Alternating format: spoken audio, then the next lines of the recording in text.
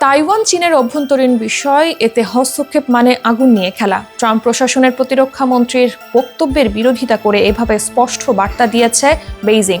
সম্প্রতি যুক্তরাষ্ট্রের প্রতিরক্ষা মন্ত্রী পিট হেগসেট সিঙ্গাপুরে শাংরি-লা ডায়ালগে চীনকে সরাসরি এশিয়ার সঙ্গে হুমকি আখ্যা দেন। পাল্টা প্রতিক্রিয়ায় চীন যুক্তরাষ্ট্রকে কড়া ভাষায় হুঁশিয়ারি দিয়ে বলেছে, তাইওয়ান ইস্যুতে উস্কানি দিলে পরিণতি হবে ভয়াবহ। বেইজিংয়ের দাবি, তাইওয়ান তাদের অবিচ্ছেদ্য অংশ এবং প্রয়োজন হলে বল প্রয়োগ করে চীনের সঙ্গে একীকরণ করা হবে। অন্যদিকে তাইওয়ানের গণতান্ত্রিক সরকার বেইজিংয়ের এই দাবি ঘৃণাভরে প্রত্যাখ্যান করেছে। দ্বীপটির পক্ষ থেকে বলা হয়েছে, চীন কিংবা যুক্তরাষ্ট্র নয়, তাইওয়ানের ভবিষ্যৎ নির্ধারণ করবে কেবল এখানকার জনগণ।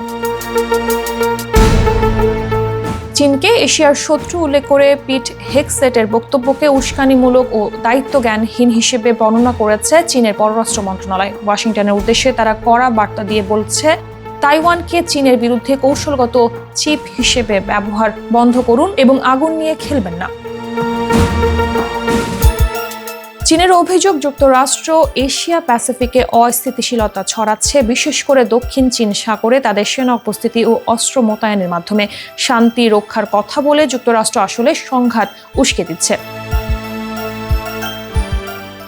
বেইজিংয়ের ভাষায় হেগসেট চীনের বিরুদ্ধে অপমানজনক মিথ্যা ছড়াচ্ছেন এবং কোল্ড ওয়ারের মানসিকতা ফিরিয়ে আনতে রাজনীতি করছেন। এই ইস্যুতে যুক্তরাষ্ট্রের কাছে আনুষ্ঠানিক প্রতিবাদও জমা দিয়েছে চীনা দূতাবাস।